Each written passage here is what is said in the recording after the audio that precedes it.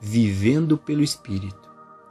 Por meio da prática da meditação contemplativa, incorporamos a sabedoria das Escrituras. Esta contemplação ou reflexão sobre a verdade, entretanto, não é a meditação real, mas apenas um passo que conduz à experiência plena da meditação. A primeira parte de uma meditação contemplativa é a contemplação da verdade, e a segunda parte é ouvir uma resposta do Pai interior. O Espírito de Deus já está dentro de nós e habita em nós, mas não traz propósito nem benefício algum até que nos tornemos conscientes de sua presença. Exatamente como se estivéssemos herdado $100.000, mas se não tivéssemos conhecimento de nossa herança, o dinheiro não teria nenhuma utilidade para nós. Nós o temos, nós o possuímos, temos o título dele, mas não tem valor porque não o conhecemos. Uma vez informados que estes $100.000 são nossos, aceitamos e utilizamos, fazemos o que quisermos com eles. O mesmo ocorre com o Espírito de Deus. O Espírito de Deus habita em nós, mas até que saibamos que ele habita e até que tenhamos consciência dele, ele não pode dar frutos em nossa experiência. A partir do momento em que tivermos a primeira experiência consciente de perceber que existe uma presença dentro de nós, ela nos guiará para a revelação plena e completa da verdade. Se continuarmos nos voltando para ela dentro, no silêncio, de uma forma ou de outra, ela, a presença, começará a ser conhecida. Ela começará a se identificar. E uma vez que tenhamos sido tocados por ela, se continuarmos nos voltando para ela fielmente, seremos conduzidos à sua plenitude. Mas o Consolador, que é o Espírito Santo, a quem o Pai enviará em meu nome, ele vos ensinará todas as coisas. A vida, depois que o Espírito de Deus está sobre nós, é muito diferente de viver como um pedaço de barro da mortalidade.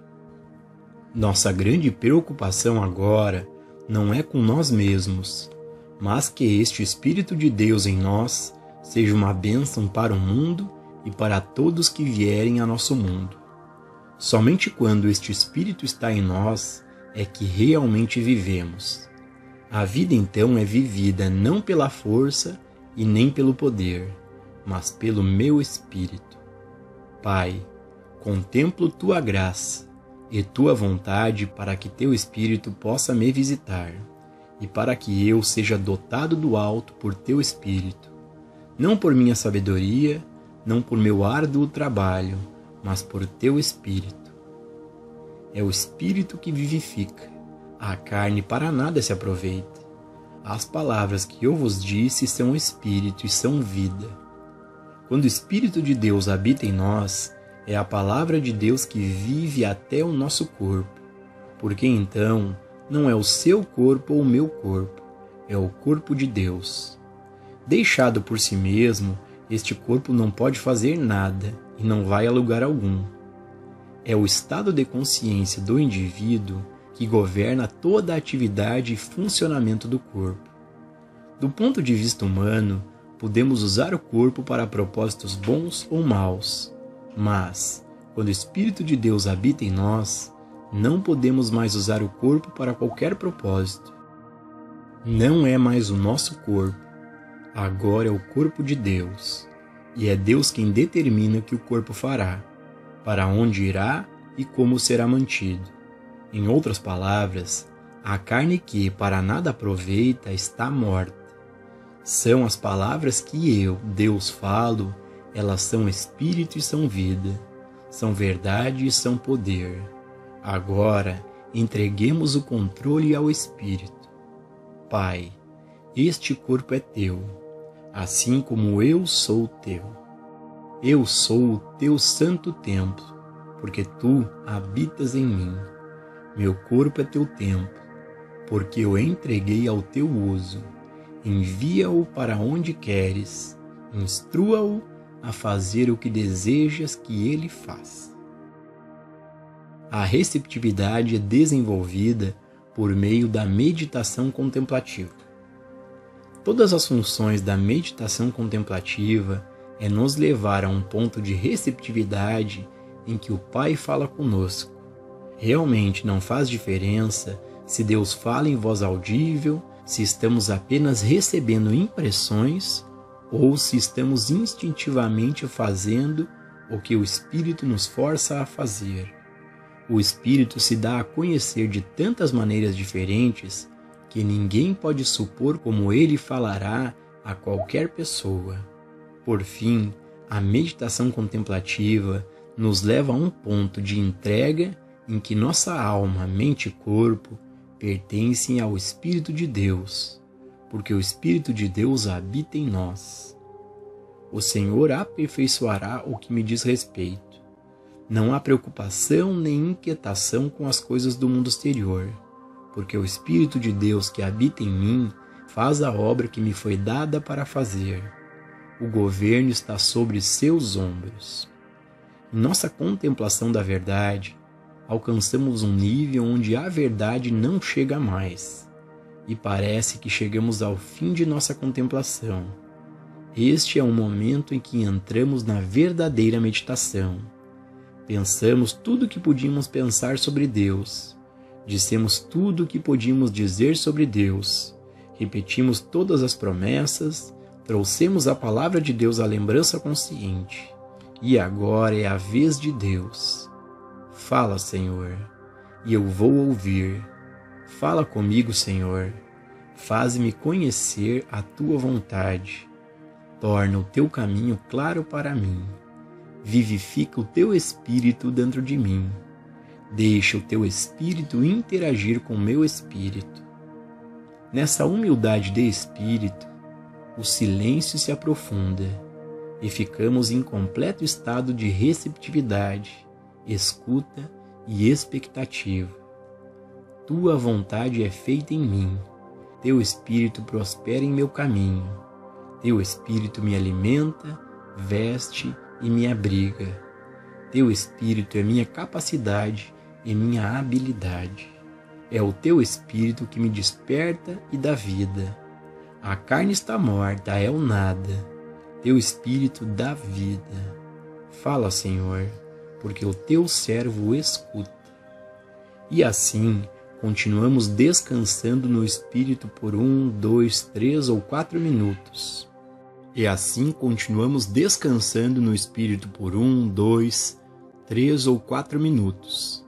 Então, continuamos com nossos afazeres. Se a princípio não recebemos resposta e nada parece acontecer, isso não nos deve perturbar. Desde o primeiro momento em que nos engajamos na meditação contemplativa, algo está acontecendo. É apenas uma questão de quando vai se tornar visível no exterior. À medida em que continuamos essa prática, chega o dia em que o Espírito do Senhor Deus está sobre nós e sentimos conscientemente a presença de Deus. Cada um a sente de uma maneira diferente, pois não existe uma maneira particular de identificá-la. Basta sabermos que algo aconteceu.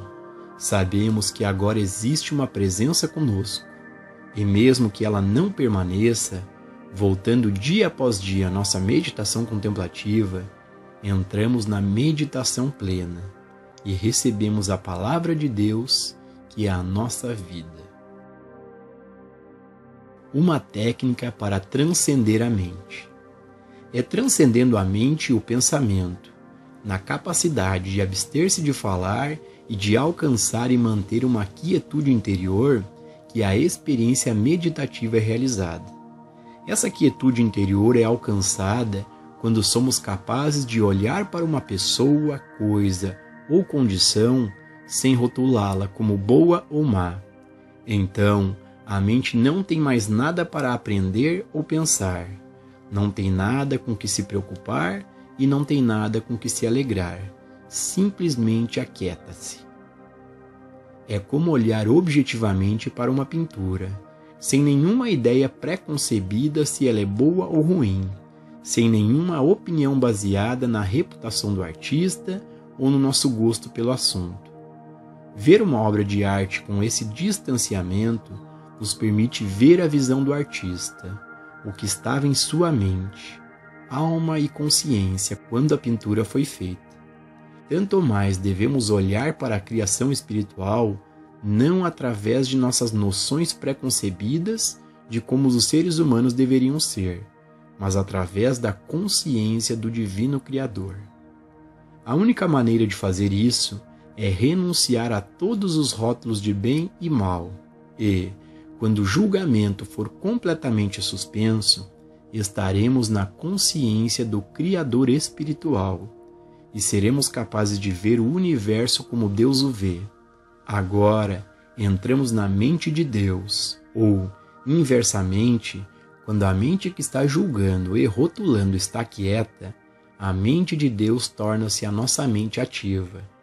Mas não pode haver nenhuma mente de Deus funcionando em nós enquanto nossa mente estiver formando julgamentos de bem ou de mal.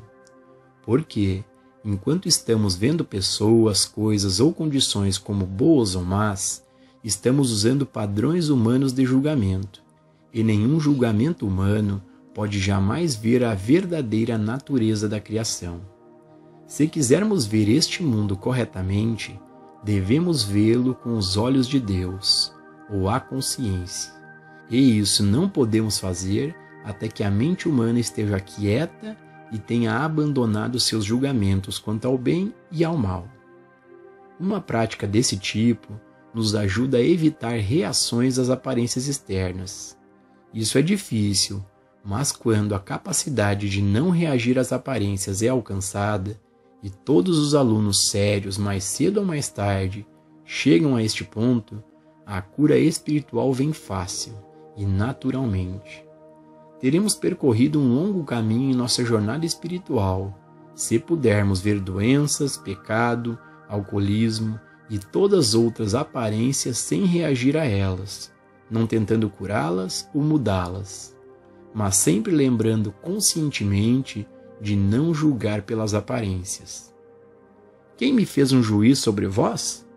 Não aceito as aparências. Aceito a verdade de que o Espírito de Deus está dentro de você, não importa quem seja você. Prisioneiro em uma prisão, ladrão na rua, alcoólatra na esquina, ou moribundo em um hospital. Não devemos reagir às aparências. Devemos lembrar que, uma vez que Deus é onipresença, independente da aparência que vemos com os nossos olhos, é apenas uma aparência. E porque é apenas uma aparência, não devemos fazer nada a respeito, exceto reconhecê-la como tal. Isso é discernimento espiritual.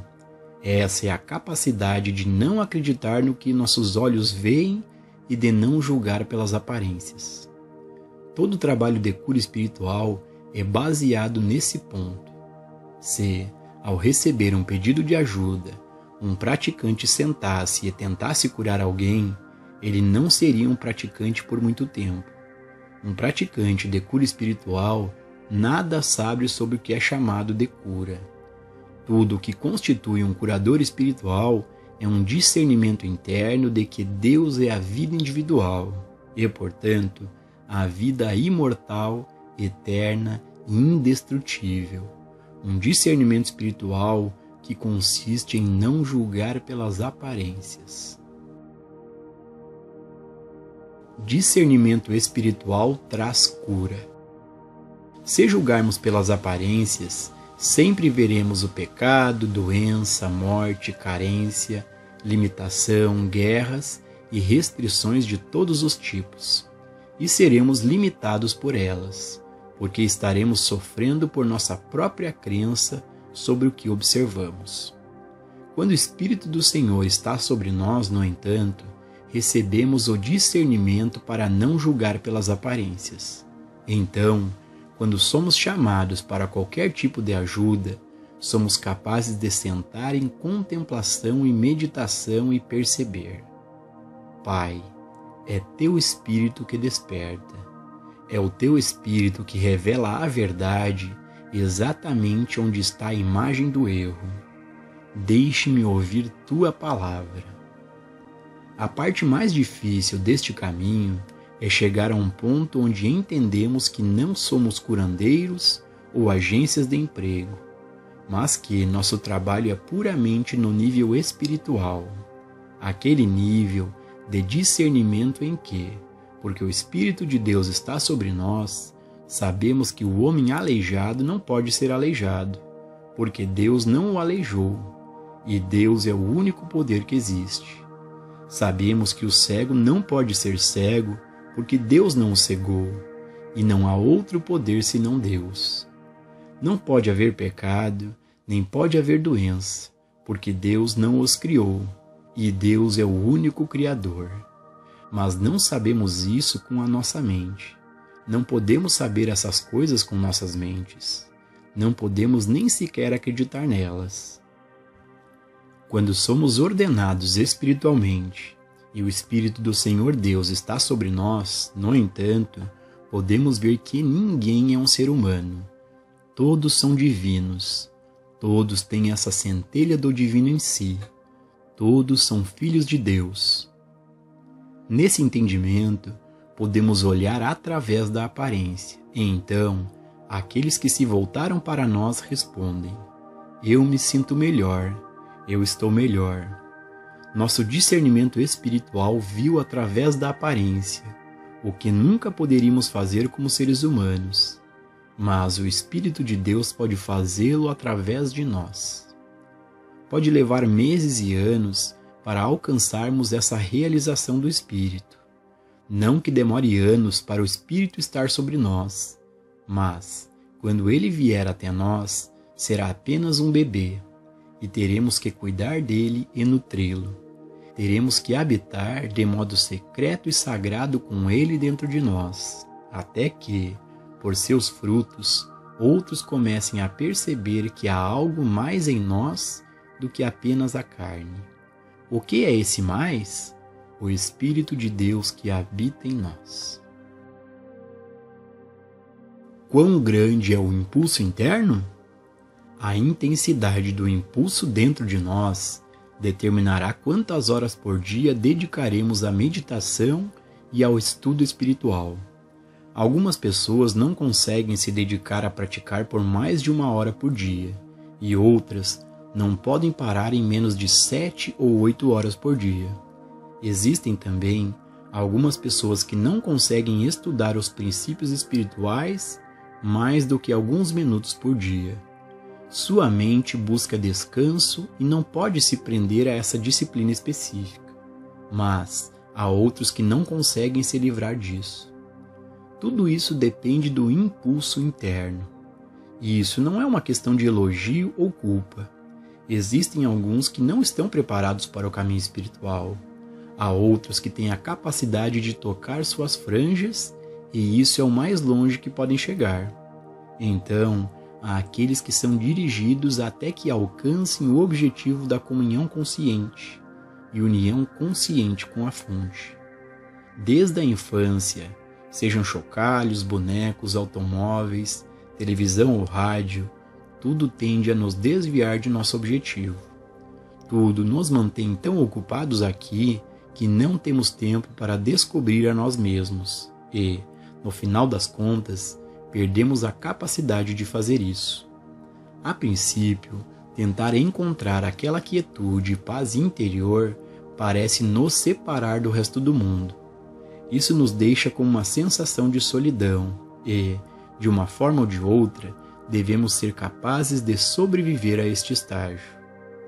Isso não é muito diferente de um homem que, em sua determinação de ganhar $1 milhão, precisa se desligar de todos os relacionamentos normais enquanto se empenha para conseguir aquele $1 milhão.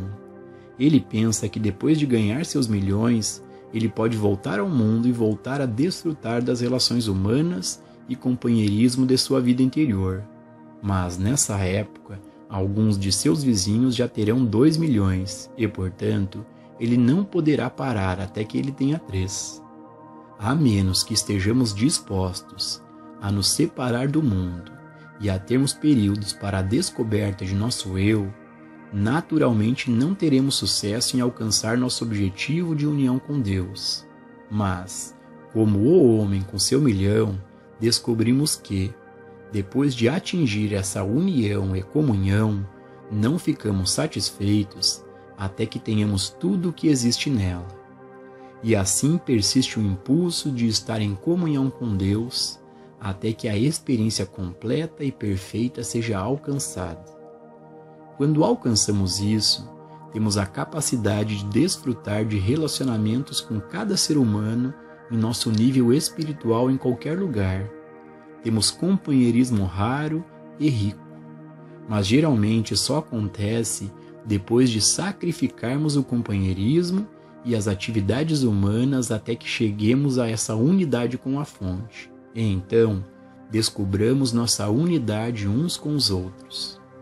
Cada vez que meditamos, quer sintamos ou não algum resultado direto disso, estamos nos aproximando de uma comunhão e união reais com nossa fonte. Vamos pensar na meditação não apenas em termos do que ela fará em nossas vidas, mas dos frutos que pode produzir para o mundo.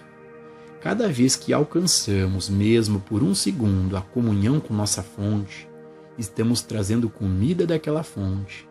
Não apenas comida que nos alimenta, mas comida que alimenta o mundo. Por sermos alimentados pelo Espírito do Senhor Deus que está sobre nós, podemos alimentar os outros, porque os frutos espirituais e o alimento que surgem são demais para qualquer um de nós. Sempre sobram 12 cestos cheios para o mundo. Somente de uma maneira os problemas do mundo podem ser resolvidos e a paz estabelecida, se o mundo for alimentado espiritualmente. Através da comunhão com nossa fonte, geramos o alimento que alimenta o mundo. Então o que ocorre em nossa comunhão interior se torna o bem do mundo.